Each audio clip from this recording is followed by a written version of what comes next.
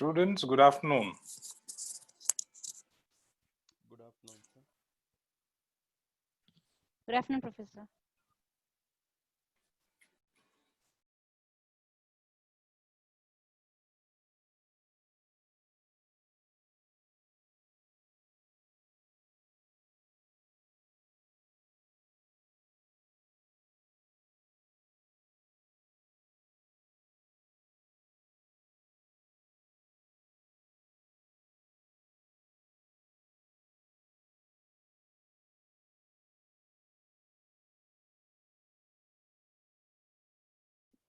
Good afternoon, sir.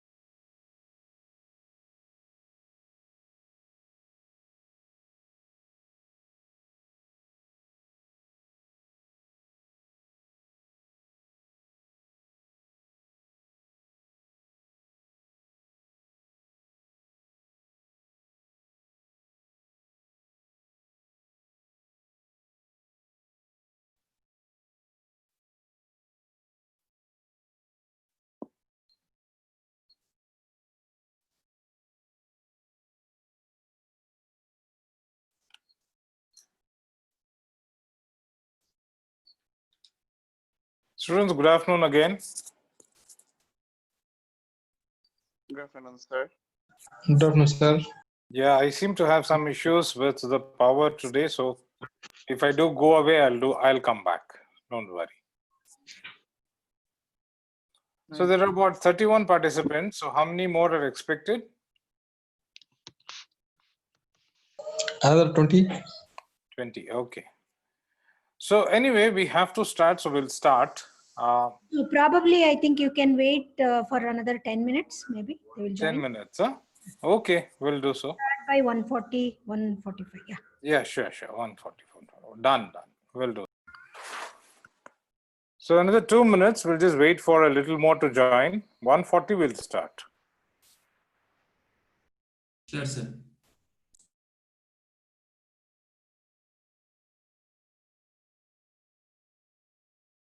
Shravani Shetty, don't worry, we've not yet started.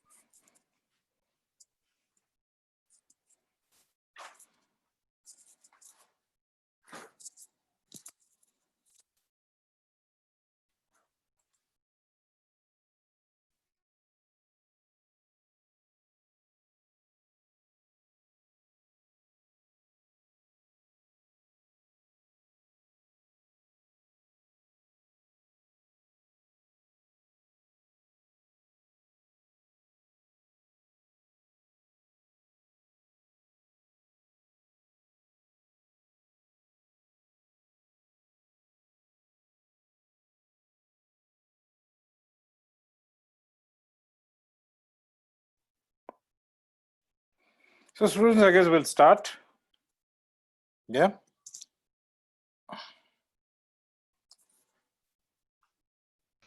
Yes, Professor, we will start. We will record it. In case someone is missing, they will see the recording. Good idea, Bharat. Thank you. So I'm Naveen Shriram. I come from an IT background, and I've been moderately successful as well as a failed entrepreneur.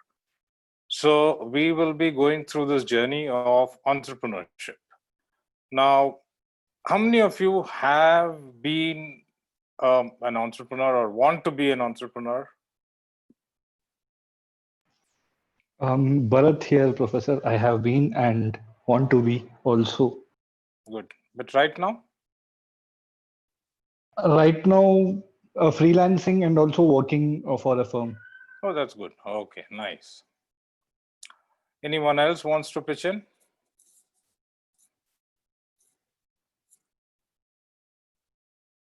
Fine. The idea in going through this particular subject is not necessarily that tomorrow or 1 year down the line or any time that we want to be an entrepreneur. No, that is not the idea. This particular subject is extremely useful even for those. It is definitely useful for those who want to be entrepreneurs, but it is definitely also useful for those who are continuing with their employment only. You will understand today itself and through the course as to you will be applying the concepts that you will learn into your workplace also. While we go ahead with the course, just keep reminding me, but as much as I can, I'll be sharing live videos and very latest ones where across the world people are talking about entrepreneurs. So we'll get to that. Today, for a start, we'll actually, I would request all of you, today we'll be going through quite a bit, or put it in other words, quite a lot. So are you all up to it, especially in the afternoon session, after lunch? Yes, sir, we are. Yes, Professor. We'll know, I'll know very soon. Anyway, we'll go through some definitions of entrepreneurship. We'll go through some examples and quite a few things which are mentioned here. But I would like to know from any one of you as to what is your definition of entrepreneurship? Who is an entrepreneur? Someone who does his own business. Okay, good. Who else? Someone who starts his own business. Okay. One Fine. who has an idea, he generates an idea, he establishes company on his own, investing his own money. Okay, good. Someone who possesses a business. Okay. Good. All of you are correct. We'll look at it. There is one more definition. Simpler, it is creation and management of a new enterprise to accomplish some objective, right? So many definitions, many definitions. But then if you look at, if I ask you all to name a few entrepreneurs, whom all will you name? Successful entrepreneurs. Elon Musk. Good. Who else? Bill Gates. Okay. Mukesh Ambani. Okay. Ratan Tata. Narayan Murthy. Yeah. Jeff Bezos. Okay. Richard Branson. Okay. So good. So, but if you look at the data, worldwide, it is also a fact that there are so many small entrepreneurs who actually contribute to the economy of a particular country in a much bigger way than the typical famous entrepreneurs that we take names of. Yeah, that is also something we have to understand.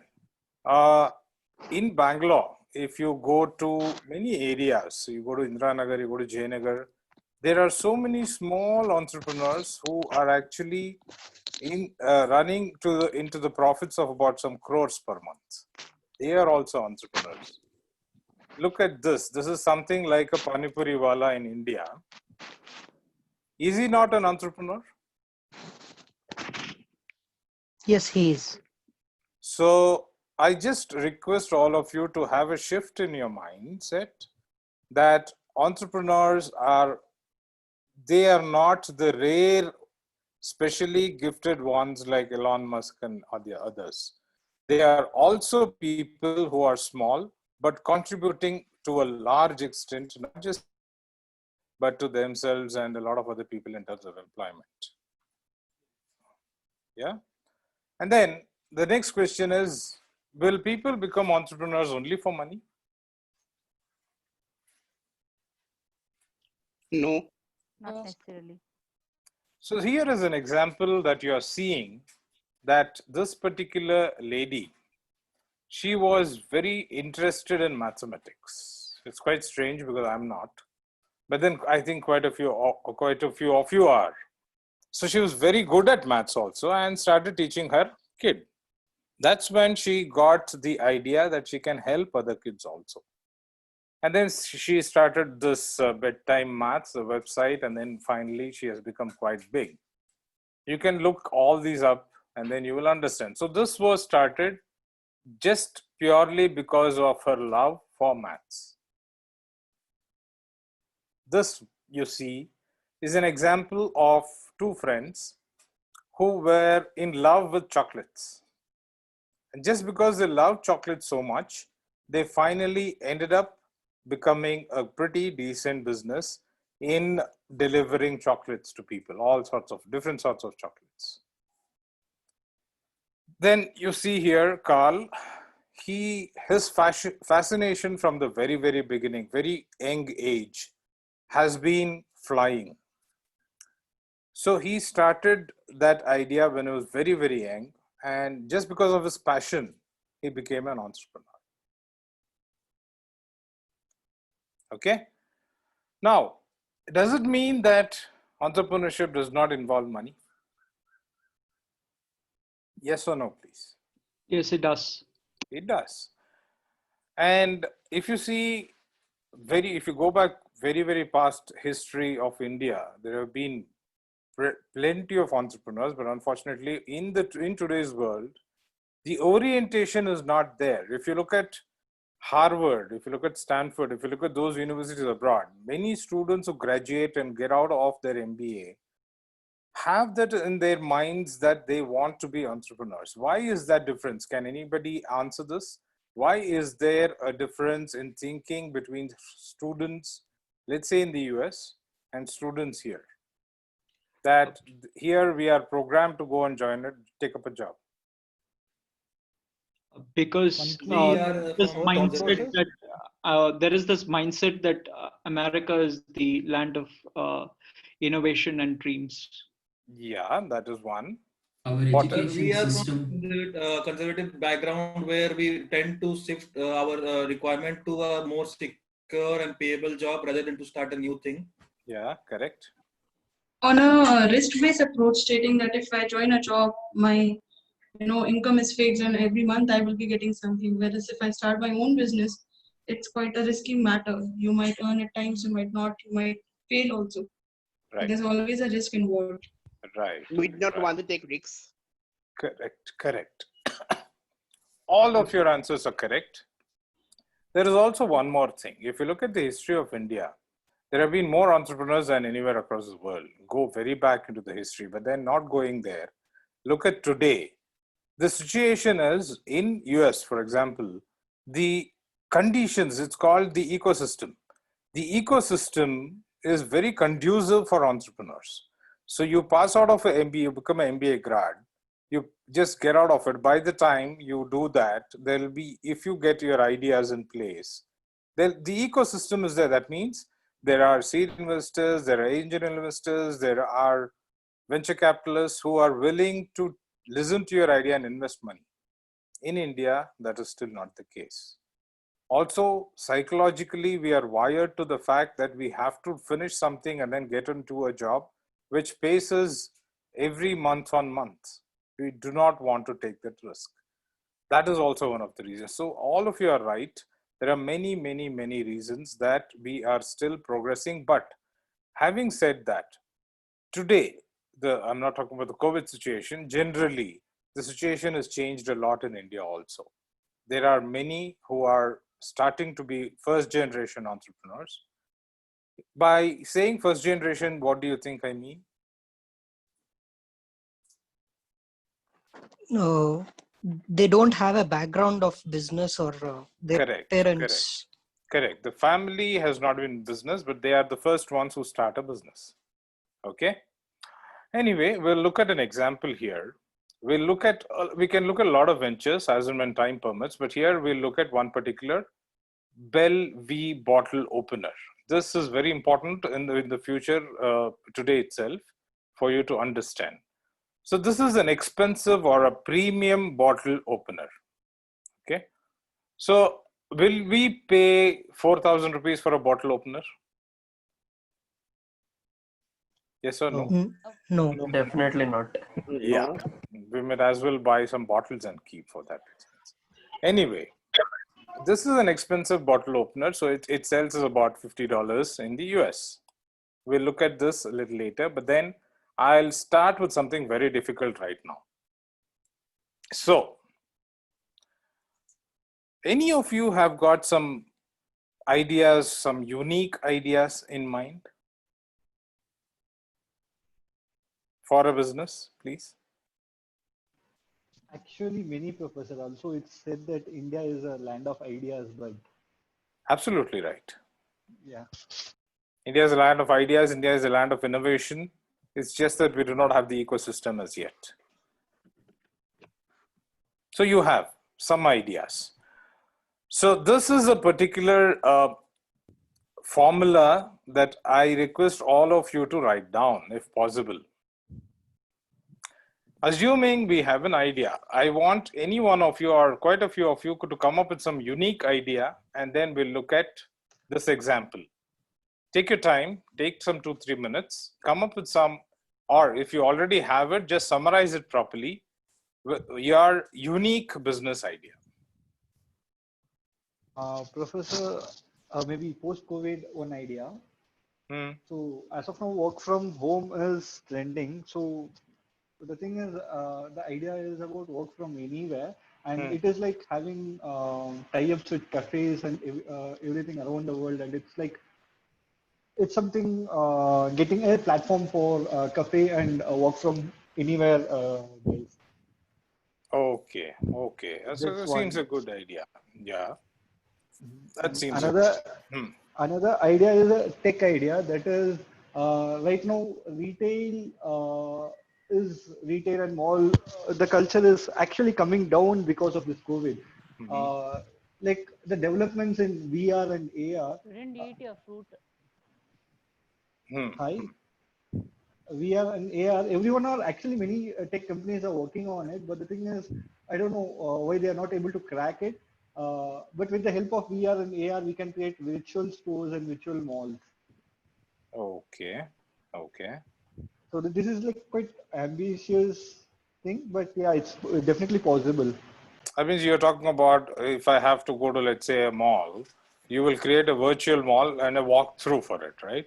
Yeah, complete walkthrough in AR. That's like you can sit in your home and you can Yeah, it's a come 3D to the shop walkthrough. area. Yeah. Sitting at home, it's a 3D video walkthrough.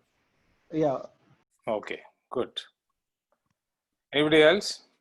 Recently in the news I saw, I mean, it's not my idea, I'm just saying that maybe during Corona times where the malls have opened, but they're allowing people to drive with their car and go into the mall, and then they can just go to the specific store and they can buy, and the malls are making that facility. I felt that was a very good idea which they had come up with for current situation.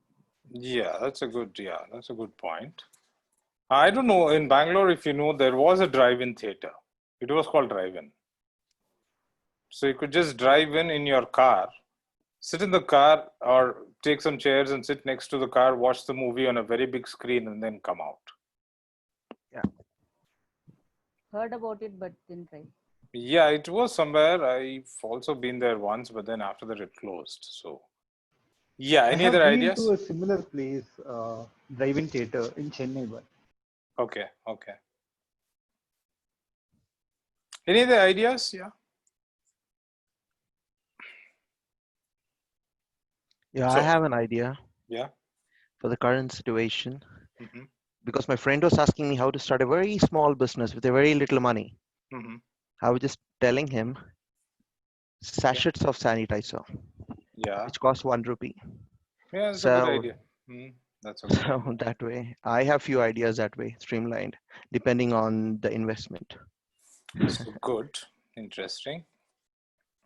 Yeah, if you look at it, sachets were actually born in India for shampoos in particular. Perfect, yeah. So if using this would be really good, because carrying the bottles, people think, how can I carry it? It's really big. How can I stuff it into the pocket? Or if they go to buy cigarettes, they get mints. Yeah. As of now, it's good to get sachets of sanitizer. Yeah. That's Good what idea. people would prefer, which means even for just a rupee, they get sanitizer, which can be used and just thrown. Correct. That way. Good idea. Yeah. It'll work at this time. Yeah. I know. Professor, one more idea was like actually we are working on it. That's like people are shifting to organic farming, but down the line there would be a niche which would be created for grown widely things, because like there are a few people who are even against farming. So widely grown is the thing. So if someone can capitalize on it, there can be a good niche for it, and that's an idea for me. Yeah, but see, I have done a bit on that. It's a huge thing. I also went into a little bit of agriculture, so I found quite a few things. Yeah, we'll probably talk sometime when the college opens and when we can meet. Yeah, I'm already into it. We do organic farming and terrace top gardening, and I already have my team also for that. Oh, good. Wow. In Bangalore. Yeah, but see, what is the first? Let us talk about the practicalities of any idea that we have. For an outsider, for a customer like me, assume that I have not gone into agriculture in any way. What is my first perception if I start to think about organic farming, please?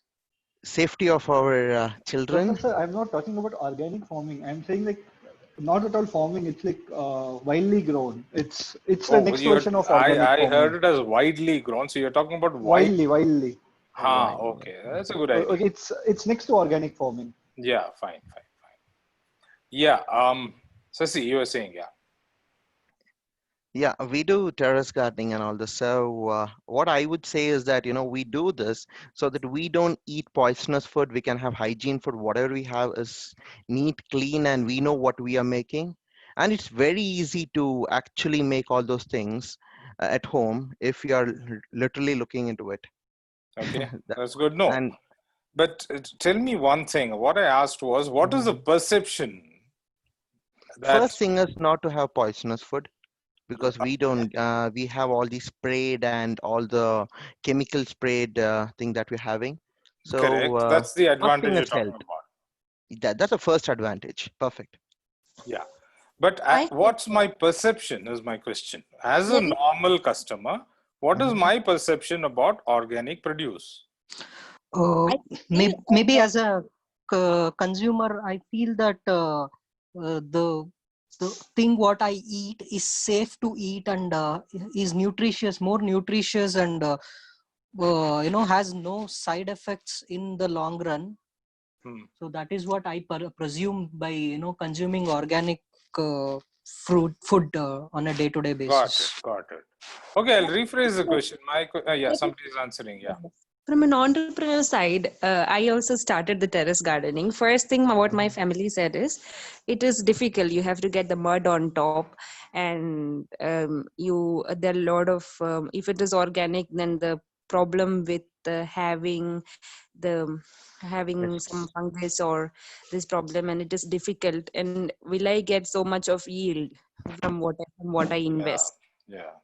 So which is difficult. It is difficult to manage. Even now I'm trying to we put around just starting, we put around $5,000, but I don't know when I will get that money back. And what I can grow is just tomatoes or some chilies. It's limited. Okay. No, I don't think so, because trust me, now terrace garden we have even drumstick. Yeah, I mean, you can. You can. I'm not saying, nobody's denying it. I'll rephrase my question before we get into a debate on this. My question is, as an outsider, what is the negatives I have in my mind about like the way she organic rightly produce. pointed, okay, that is about pests. Then we have to carry a lot of stuffs. It takes a lot of time to get the yield. Uh, for the pests, yeah, we have to go and buy many things, yeah, and there's so many things that we may have to buy to Correct, save it. sir. That you're talking about as an That's a entrepreneur. perception. No, So as I an have a entrepreneur, point. I'm asking you a question. As a customer, what is my negative feeling about organic farming? So Is if it I'm a good or customer for is it this, genuine? yeah, so if I'm trying to buy that product, for Cost. example, in a place like Bangalore, where most of people live in a rented accommodation, so they won't have place to grow all these things. Maybe the space will be the constraint. So So I'm if I'm not sure staying, about whether it is organic or not. That is essentially what you're saying, right? no. I want to grow and eat organic fruits and vegetables, but I don't have place to do it. For example, if I'm living in a gated community, I won't have my own terrace to do it. I won't have my own place. That's from the point of view of a business. Again, Customer. I'll ask this question last time. Okay. Professor, Is it this organic that I'm buying? hold would be the fear, that is whether it is really organic. That is Organic or not? Yeah, that's Yeah, that definitely is a question. But all of you missed, I don't know why, but the perception also is Even it it'll is be expensive. expensive. That's the answer.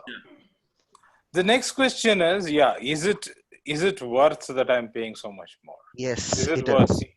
No, I'm not denying it. I'm asking from the customer's perception today. The situation is, first of all, it is all a little more expensive or a It is lot more expensive, yeah. expensive. Yeah. Very expensive, yeah. So many times I've seen it is a lot more expensive. So that's a problem. But don't you think that when we can educate them saying that if they're having the other set of food, then they have to spend on hospitalizations? No, true. So, That is one way. But then how will you reach the mass market? That's another problem. There was a time I've heard this story a couple of times. Like there was a theory saying that slowly, say 30, 40 years ago, slowly the population will grow more than what we can produce. But because of so many good technologies in the agricultural industry, though I'm not the expert to say about the quality, but we are producing more. But organic production can't compete with that kind of production, and there are a lot of mouths to feed, and it is expensive, and not many can afford. So correct. All of you are right. So to put this discussion to rest for a bit, it just simply means that we have to somehow, first of all, as he said, we have to educate. We have to educate people as to the how good this is and what is the difference. Second thing is, we also have to make sure that either you do mass production or whatever you do, the prices have to come down a bit. Yeah, but most of them know that it is really good. Organic food is really good. Just that they don't want to get into it because it is time taking and a lot of hard work is required. So people just restrain from that. True. But can then I say what I'm saying, something before you put a stop to it? When you go to Kerala, okay, that's where there's a place where government is supporting the the people who just have a terrace. They have to do nothing. They would get the plants that is required for a day-to-day basis. They plant it in the top and they walk away. You don't need to pay anything. The person who's staying at that house can just have the food. Just need to water the plant, take food out of it. And Kerala is a place where they're encouraging it a lot. And when you spoke about advertisement, yes, YouTube is, even I just watched one yesterday where they get a where the lady got a silver box for what she's doing. So that's widely happening as of now. From the time of lockdown, you could get to see that it's not good to go and buy things outside. You don't know how many of them touch what and what's going to happen. So most of them started with terrace gardening and with whatever is possible in and around their place. I think because of lockdown, most of them have moved into organic farming. Yeah, good. Thank you. And we'll stop there for now, lack of time. Yeah. Now we'll get back to this. Good. I'm happy that a lot of you came up with your own business ideas. So we'll move on. So whatever business ideas you have, whether you have tried it out a little bit for a few months, whether you've sold a few thousands of dollars, whatever it is, here is one basic calculation. I'm not saying this is the only calculation. Please, all of you, be very, very aware of this particular slide. It's very important. This is a basic calculation to figure out whether my business might do well or not? Clear? So we took the example of the Bellevue bottle opener. Assuming I am able to sell it at $50. So how will I be financially sustainable in 1 year? We are talking about 1 year. We have this expression called as Q in brackets P minus C should be greater than F. What is Q? Quantity sold in 1 year. Okay. P is price, C is cost. What is price minus cost? Profit margin. Is it profit? I think it's the price that we are buying the goods. No, the cost price. Here it is the price of The sale. margin that we So the $30 effectively is the gross profit, correct? According to this example, price minus cost is the gross profit, correct? And then you have fixed costs. So essentially, this should be greater than the fixed costs. Is this equation clear to all of you? Yes, sir. So the assumption taken here is per year, the fixed cost is $4 lakh. Okay. In such scenario, for the company to be financially sustainable, there should be a $30 margin, which is called the gross margin. So if you are able to sell how many pieces? Can somebody calculate, please?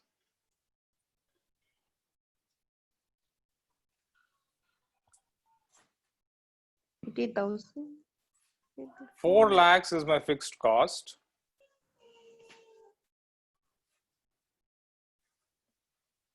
My margin is 30. We have to sell 13,333 products to get the break even, I believe. Okay. We'll see here. You're right. According to this calculation, if I'm able to sell 20,000 units, as you said, 13,000 odd, then that is a break even. But if my financials or my marketing plan says that I'm able to sell 20,000 units, then I'm fine. All of you got this? Yes or no? Yeah. Yes, sir. Yes. Quite simple. This is one way I just generally want you to understand. So please put this in mind. Quantity with your gross profit should be greater than the fixed cost. But then, like I said, this equation does not consider all the fixed costs. It roughly estimates per annum a fixed cost. Okay. Now, how many of you use software services? For example, how many of you use, let us not talk about software services. How many of you use, let's say, Amazon Prime? Yes, we use. Yes, sir. Okay. So this is an example that this calculation will be different, because there, see, take the same example of any kind of subscription model that you get into. Have any one of you subscribed to any sort of subscription models, please? Hotstar. Yes, we did.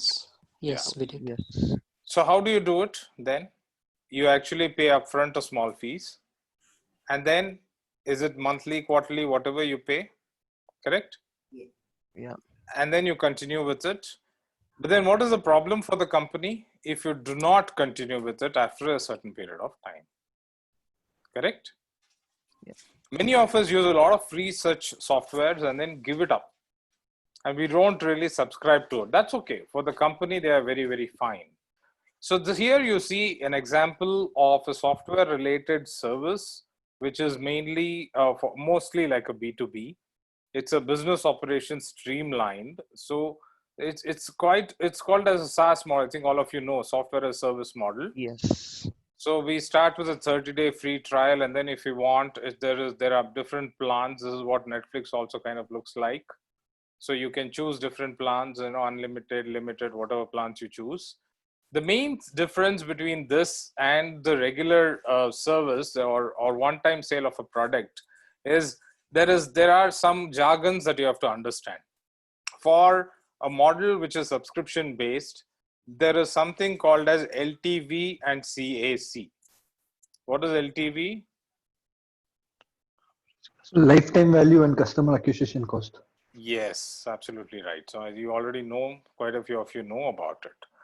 So lifetime or the average lifetime customer value. So if a person chooses my subscription model and gets out of it in 3 months, or if a person stays with it for about 5 years, there is a huge difference.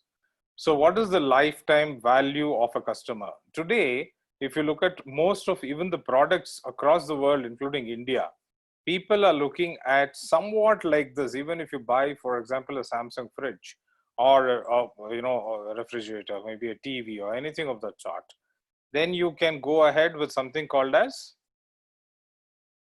AMC, correct? Annual maintenance contract.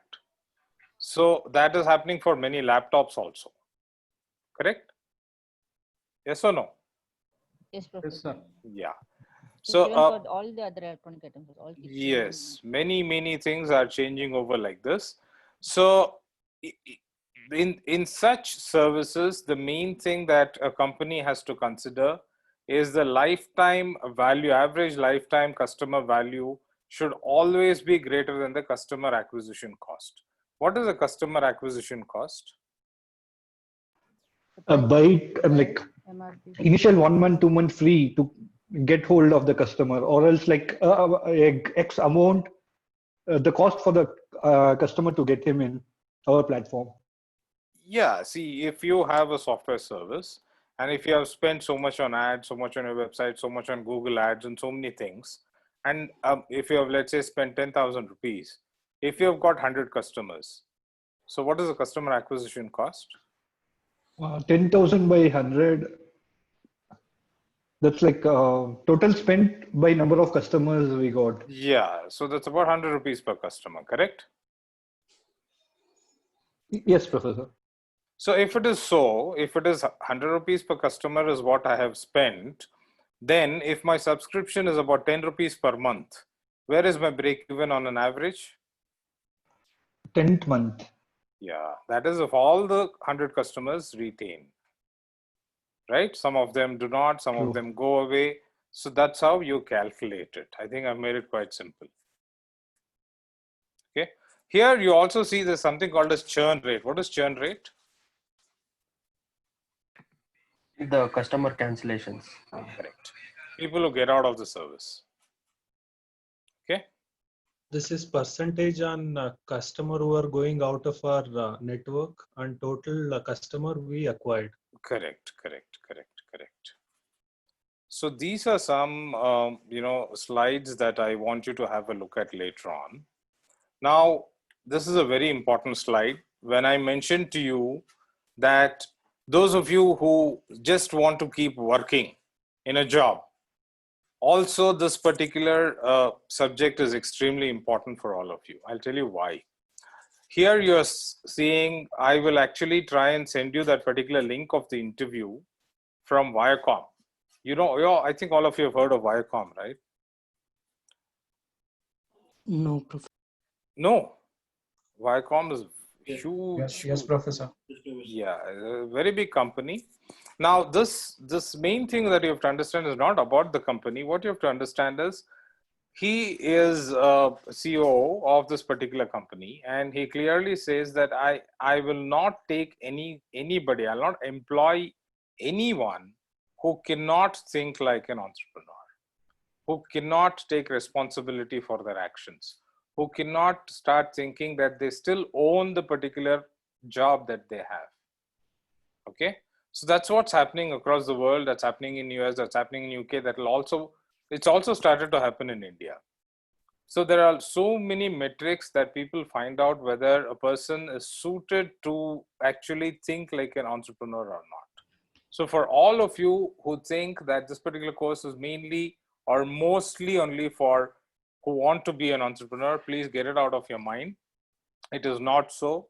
It is suited for everybody, because today companies are looking at every single professional wanting to think like an entrepreneur. Clear? I'll try and send you this particular video later on. Okay. Now, before we move on, these are some questions. Can you read out? Yeah. So I do have a question regarding the previous please. slides actually. Like right now, when we are developing a service or developing a product, there's also many other factors which is considered. For example, the place where what we have bought for that, like a land, inventory, and also the cost for each person who is paying. So where exactly we include that, and are we actually considering all that in the particular formula as well? No, like I said, it's a very good question. Like I said, this does not consider everything. This is, you take the initial investment for now, okay, and you extrapolate it for the next 1 year as to how much you might spend. Got it? Yeah. That's all, Herman. What I'm saying is that is a very simple model for you to just have a look and see. See, if I invest, let's say 10 lakhs to start something, and if I invest, let's say 5 more lakhs to actually get the product going, and if on top of it, if I've got another 5 lakhs, so 5 lakhs for salaries and rent and all that, so 20 lakhs is my basic. That's a fixed cost, correct? Yeah. For the next 1 year. Right. Now, that is 20 lakhs. Apart from that, your manufacturing cost is something else. So let's say 10 rupees. So if it is 10 rupees and if I'm able to sell it at 20 rupees, so what's my gross margin? 10 rupees. Correct? So how many should I sell to only recover that fixed cost?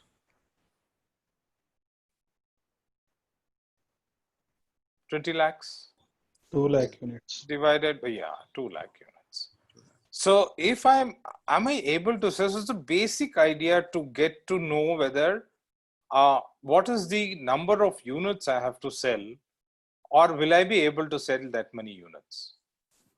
Yeah, but that is at the initial stage, it will be just an assumption that we will be able to sell that number. Absolutely. And it will come like for after 2-3 years only, you'll get to know what is your average number which you are selling, and you are in loss or profit. So I don't want to reach that stage and then analyze that part. Like, is there any particular way to do it? Like There are. I'll teach you that. I'll not teach you. I will go through it together rather. There are so many ways. There are actually formulas and mathematical models that's why. Have you all heard of something called as a business plan? Yes, Professor. Yes, Professor. Good. So Herman's question is directly, the answer to it is the business plan, which is also unfortunately your assignment. Okay. Why I say unfortunate? We have to do research and then come up with a solution. So the models and all that we'll discuss, but then the solution is entirely yours. The presentation, all that, we'll see how we can do it. But that is the first assignment. Good, you brought it up. Okay. Yeah, sure. Thank you. So some key questions that you will have to answer is, first of all, is entrepreneurship for me? Now, I recently finished teaching a particular entrepreneurship specialization. I remember one student, he is very, very interested in actually quitting his job and starting the business. Just during this COVID time, he had to undergo a lot of issues, but then the ideas he has are excellent and he will anyway do it. So finally, I was very happy to hear from him that he has got a lot of techniques now that he can apply and see. And there are different ways. It's not that you have to quit your job all of a sudden and then, start to become a business person. That is not the need of the hour. You can start it parallelly with your job, even with your studies, and you can do it part-time. and slowly you can move on to doing it full time. But whatever it is, the questions that you have to ask yourself is, if not today, sometime in the future, is entrepreneurship for me? If so, what are the different approaches to entrepreneurship and what are the different types of new enterprises? The major problem that most of us who do not have proper ideas is, how do I identify opportunities? You all know about the famous story of Kodak going for a toss. I'm sure in marketing and all that you've heard this. Yes, Professor. Why did they go off? But then that is okay. I'm not wanting to get into why they went out of business. But who are the first ones who brought out the digital camera, please? Fuji, Canon. No, Canon, I guess. Okay. Unfortunately, it was Kodak only. Okay. They did not identify the opportunity that was there. It's as simple as that. Competency trap. Sorry?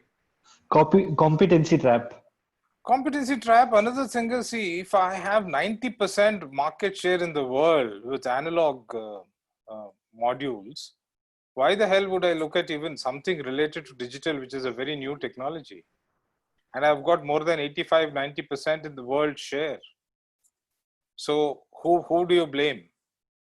And unfortunately, it is from their R&D division that actually came up with the first digital camera. Okay. So we must be very, very sure and clear of how I identify opportunities. How do I, among the opportunities, how do I select the most promising opportunity?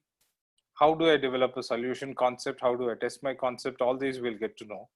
How do I resolve the risk and uncertainty? This also, like Harman asked, this also, there are many models that are available for plug and play. And then you will get to know to a large extent, but nothing to beat your own instincts. These are all models which we can plug and play. And if all these questions are answered, how do I persuade others about the promise of the opportunity? Anyway, we'll get to know all these. Fine? We'll get to know one by one. Now, how many of you have missed your lunch? Having lunch. Not me. That's the advantage you have with all these online classes. Was cooking, Professor. Achha, achha. You're cooking and you're in the class, then you'll eat and then you'll be in the class. Yes, Hopefully, Professor. you'll not doze and then be in the class. So. That's the reason I Keep cooked talking. little late. Okay. Yes, Professor. I thought that's the reason you keep talking, so that you don't feel asleep on your own. Anyway, it's 2:30, close to 2:25. We'll just take a quick break, about 5 minutes or so. 2:30, we'll come back and go on to the next PPTs. But from here, you'll have to excuse me that I'll have to go a little more faster.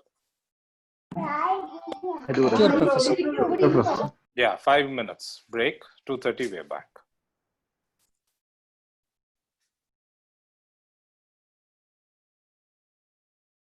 Beautiful. Now it's getting recorded. Thank you so much. All sorts of people are needed to make a class.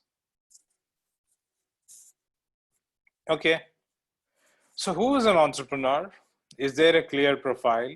Can we predict who will be successful? How many of, I'll stop here and ask you all a question. Are entrepreneurs born or made? Made. Made. All of you agree to made? Yes. Yes. Yeah, it's right. Very, very correct. So is there a clear profile then?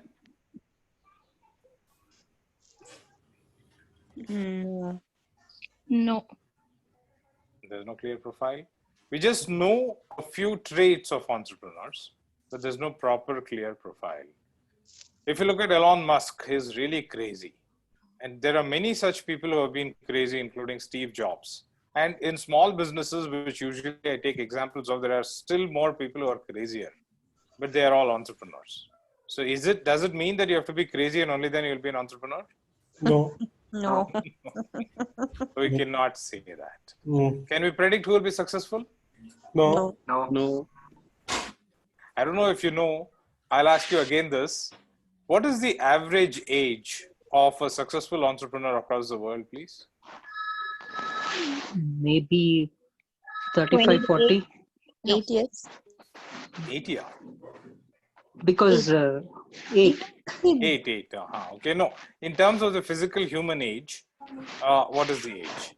35. 30. Around 30s. 35. Yeah, she's very close to the answer. The average age is 45. It doesn't mean that youngsters are not. It's just that you get to that level of maturity where you get doing a lot of things.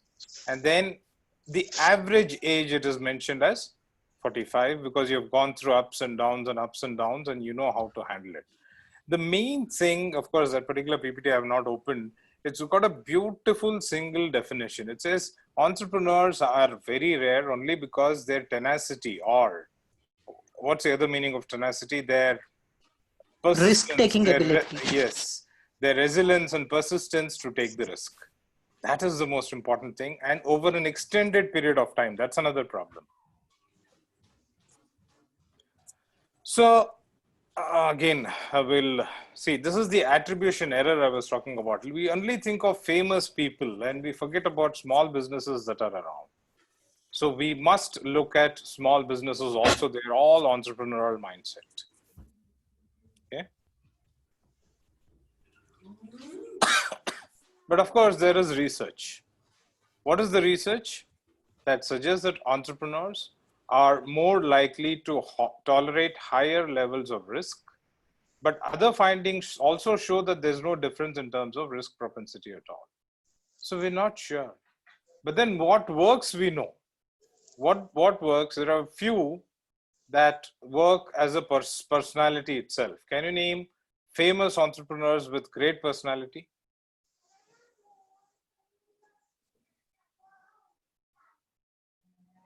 Steve Jobs. Branson.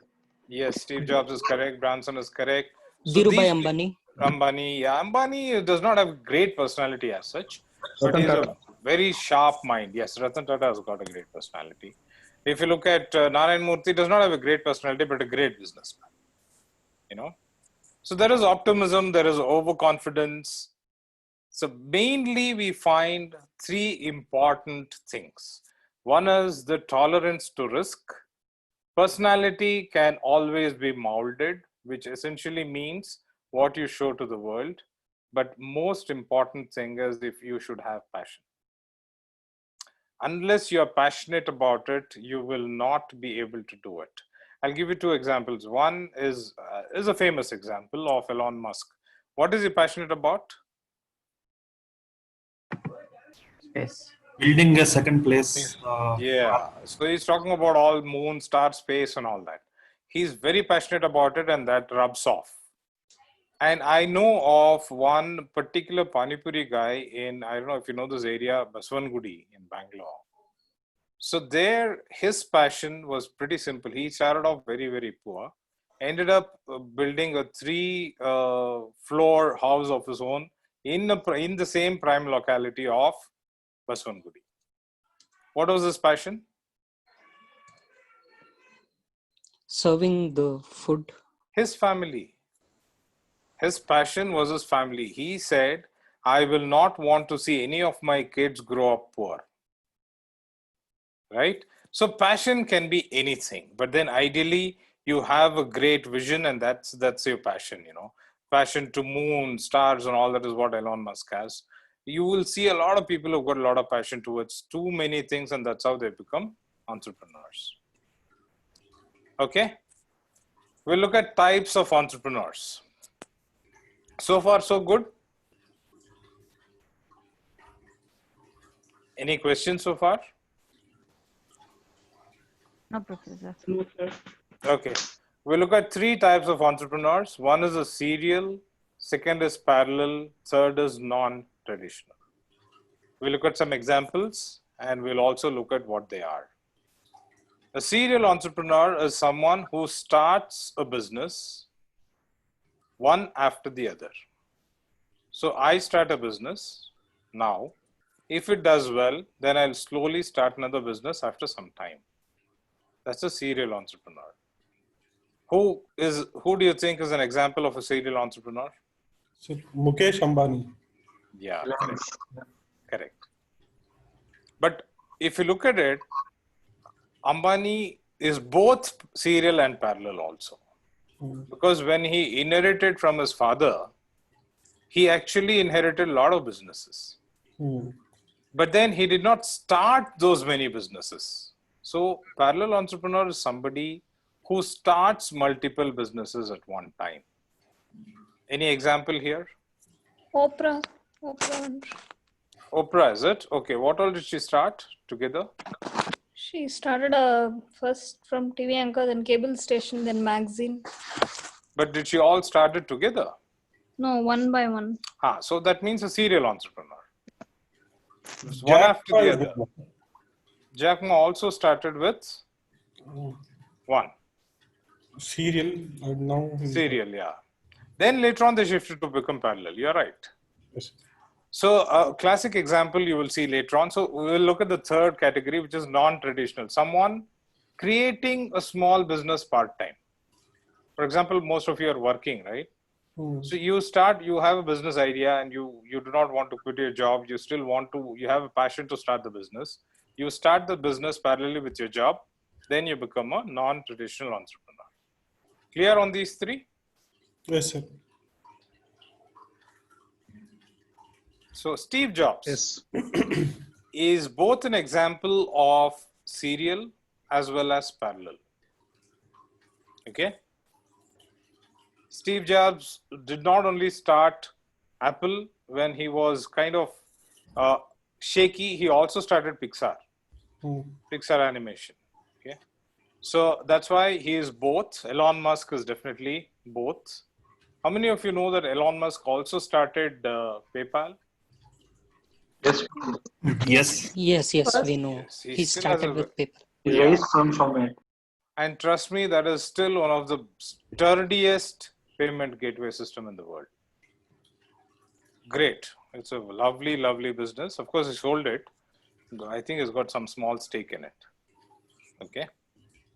So here I've given you examples. I'm not going through it for lack of time. You can, because all these will be shared to you, all of you. It will be shared with all of you. You can go through it. So those people who want to earn more money or have passion towards wanting to do something else, they also become non-traditional entrepreneurs. Clear? Yes, sir. Okay. So we are done with Professor Baba Ramdev. Baba Ramdev. Non-traditional, or where will you put him? He is a very, very smart businessman. So I think he's a serial entrepreneur.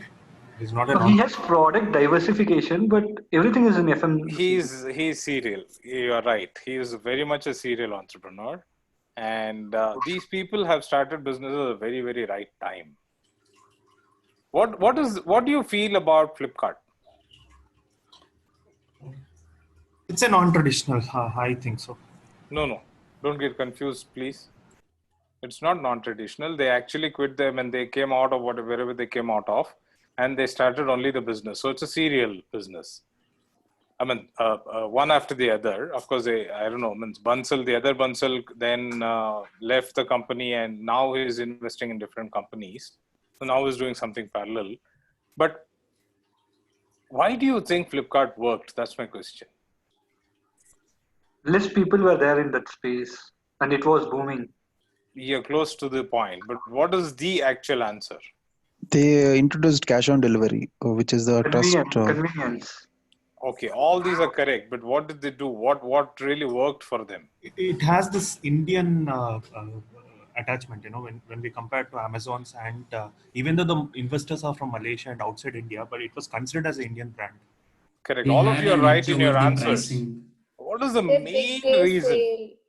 The billion-day sale, what they have bought up, sir. And that's all later. That's all later. Did they provide returns? Yeah, that is there. What else? What do you think is the main reason that Flipkart is where it is today? Reaching They to lot of started people. with the products that are easily affordable for the public, and they took the public attention very slowly, gradually. They started with books and then some electronics. Exactly, that's right. They grow. With their growth, they develop the consumer's mentality to shop without touching. Yeah, that's also a correct point. So basically, they copied Amazon and then brought it to India and then started it off. That's how it is. Amazon also started with selling books only. But still, I have not found the actual answer as to why they've become so big as they've become. What else do you think is the answer? Online shopping. That is also one of the reasons, but what's the main reason? Professor, clue, Professor. Huh? Clue. I can only give you the answer. The answer is pretty simple: time. They started at the right time. It's as simple as that. It's not that they've not done anything else. They've done a lot of beautiful things. They've kept their commitments. They've taken returns. They've tried their best to keep their products excellent. They have, all of them have made sure, Amazon, Flipkart, Myntra, whatever you take, all of them have made sure that the quality of the products, the time, the delivery, all these are good. But the main thing is they started at the right time, when Amazon had still not come to India. Yeah. So many businesses in the world, we have to look at the right time also. It helps a lot. Infosys is a classic example of starting software services at the right time. Can you now start a software business like Infosys and say in the next 5 years, I'll become Infosys? No. Difficult. Yeah, let's agree that it's not going to be easy and mostly not possible also, unless we do something very different. But by doing the same thing, we cannot become the same, right? So time is also a very important factor in businesses. There are many businesses which came well ahead of the time and went for a toss. I don't know how many of you know about this scientist Tesla, actually. Nikola Yes, Tesla. Professor Nikola Tesla. He was also way ahead of his time, and unfortunately, none of his inventions really kicked off. All the others copied his inventions and made money, but he was unfortunately left out. So let's move on to the topic: entrepreneurship in established firms. How many of you work for established firms? I guess most of us. Yeah, that's what I'd heard. But which are the companies you work for? I work for Volvo. Volvo is an established firm. Yes. What else? Who else works for where? I work with Omega Healthcare. Okay. I work for Bosch. Bosch, very established. I work for Zimmer Biomet. Limited. Okay, so most of you, as somebody answered, work for Zimmer companies. Yeah, work for companies which are already established. So what is the main problem with established companies? Growth rate is slower. IBM, yeah. IBM is a classic example of growth rate being slow. Fine. What else? They're very organized already. Yeah, their systems are so much in place. They have serious problems in changing and innovating. Is it right? Do all of you agree? Yes. Yeah? That's the same case for Kodak also, Professor. Absolutely right. Absolutely right. I used to work for Accenture. They go by rule book. Yeah, they go by rule book. Accenture is a relatively newer company, but still their processes are in place where you find it very difficult for them to change. Complex hierarchy, Abhinav Gupta, and yes, communication problem. There are so many issues. The main thing is there is a very set pattern. There is something called as a particular, what is it, culture.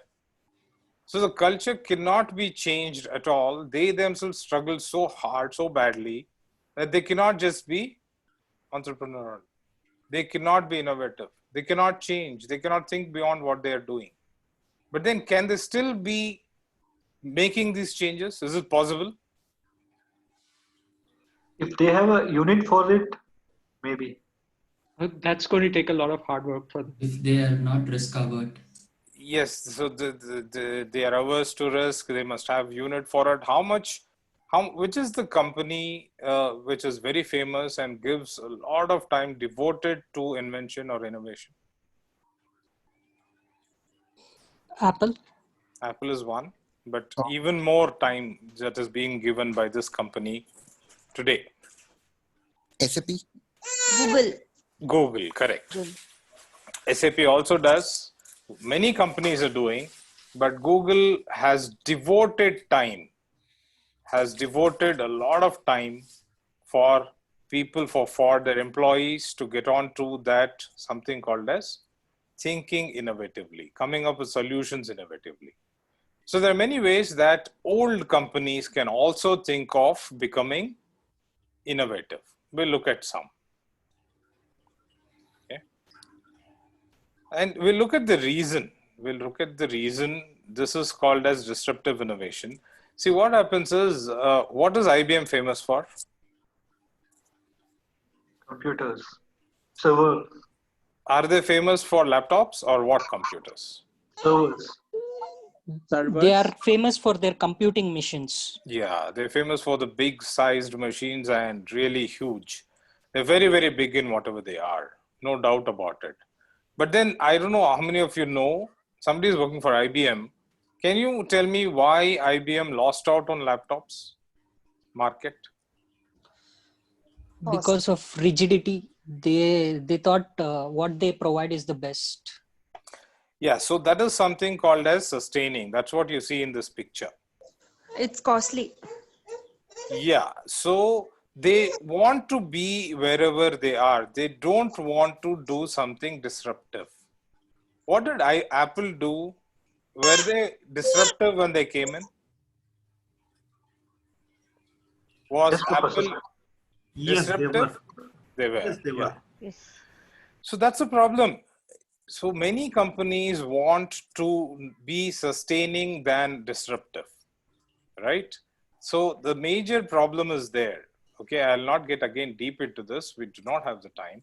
But then what I'm wanting you to understand is their set processes, their company is working happily. They are selling whatever they are selling. They do not want to change only because it's risky. Customers, adopting the particular new set of products may be difficult.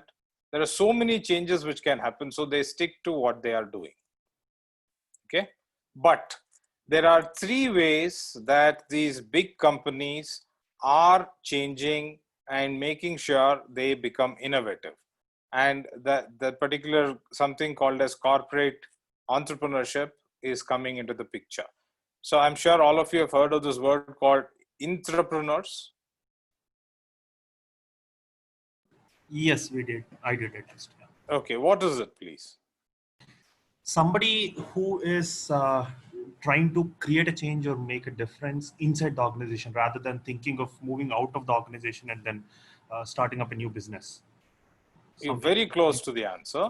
The actual answer is people who are working in a job, but they think like business owners. Yeah, that is called as corporate entrepreneurship. The short form of it is entrepreneurship. So that's how they are doing it. They are doing it through internal development. They are doing it through partnerships, and they are doing it through acquisitions. Let's take some examples. Google definitely is doing it. 3M is doing it. We'll look at all the examples slowly. Tesla. Is Toyota an old company? Yes, quite a bit. So, what is Toyota good at? Their SUVs? Their cars, generally. Yeah. Their cars, they are good at. What is Tesla good at? Electric cars. Correct, the battery. What is Airbnb good at? Airbnb good at hotel rooms, sir. Correct. Accommodate. Yeah, the interesting part here is Tesla collaborated with Toyota and Airbnb. It does not work too much in India right now. How they did it was They had a Tesla charger, battery operated car charger, in the Airbnb places where customers used to go. And if they had a battery operated car, they could charge it comfortably. Got it? Yes, sir. So this is one simple example of a strategic partnership. Okay. Now, AT&T is a very, very famous story. I think some of you might have gone to US and come back also. AT&T has got a pretty much a domination there. So they also had to innovate in a different way. They actually bought over Singular Wireless, CDMA technology. They bought it over, and then finally they made it as AT&T Wireless. Because they could not get the technology made on their own, they went into something called as strategic partnership and buying over. The most important thing that you see here is Facebook. How many acquisitions has Facebook made? A lot. A lot. The major things is what you are seeing now. WhatsApp, yeah. Yeah, the first one they started off with Instagram. Why did they buy Instagram? It's a similar business. It's a substitute for Facebook. It was actually a substitute idea. Trend was actually changing. Many users were there in Instagram and they predicted that it will be the next thing, maybe. Yeah, see, what happened was Instagram. Yeah, what happened with Facebook and Instagram was definitely not a direct substitute of Facebook. It's a but because there was some sort of indirect competition coming up. So they thought they will stop that competition and make sure they buy it over.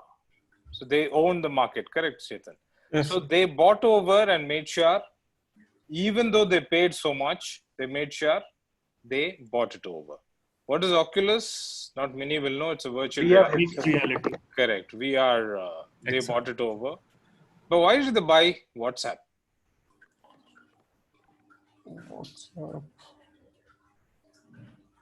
Because Average for the users data. They wanted the data from WhatsApp. Correct.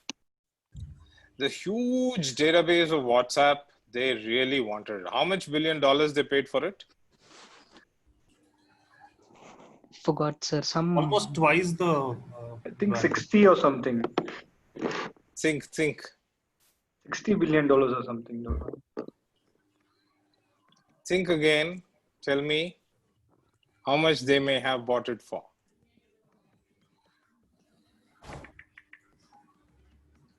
Somebody is Googling? Yes, Professor. Google says $19 million. So yeah, so that's how much they bought it for. Huge amount, right? Yes, Professor. So I'm giving you the gist of all these things and not going full deep into it, only because I want you to figure a lot of things on your own, please. Okay. Clear so far? Are we fine so far? Yes. Yes. Okay. So we'll move on. When do you all want a break? Let me know. It's 3 o'clock now. We'll have a break for 15 minutes, sir. Then again. Don't worry, sir. I also want to give a break, bigger break only. So we'll have it for 15 minutes. 3 to 3:15 is fine. Yes, sir. Okay. Azhar has not answered anything else except requesting for a big break. I was there, no, sir, in the conversation. Yeah, you were there. Okay. Good, sir. Whatever. Any sort of conversation is fine, even if it is asking for a big break. Does not matter. Okay. So now it is 3. We'll come back at 3:15 then. Yes. Sure, all of you fine? Fine. Okay. Sure, Professor. Great. We'll come back.